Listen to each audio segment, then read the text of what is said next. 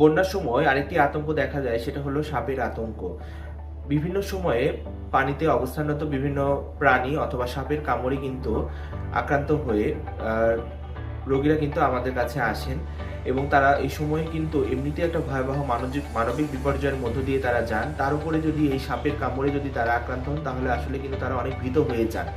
তো আসলে সতর্কতাই পারে এই সংকট থেকে আমাদেরকে উদ্ধার করতে। এইজন্য সাপের হাত থেকে বাঁচার জন্য অবশ্যই কিন্তু আপনার বাসায় যদি কার্বলিক অ্যাসিড থাকে, সেই কার্বলিক অ্যাসিড আপনি যেখানে অবস্থান করবেন সেখানে রাখবেন এবং শিশুদেরকে এবং বৃদ্ধদেরকে এবং প্রতিবন্ধী ব্যক্তিদেরকে কিন্তু আপনারা আরও বেশি আগলে রাখবেন। সবাই মিলে একসঙ্গে এক জায়গায় অবস্থান করবেন এবং সম্ভব হলে নিরাপদ স্থানে এবং উঁচু স্থানে আপনারা অবস্থান করবেন।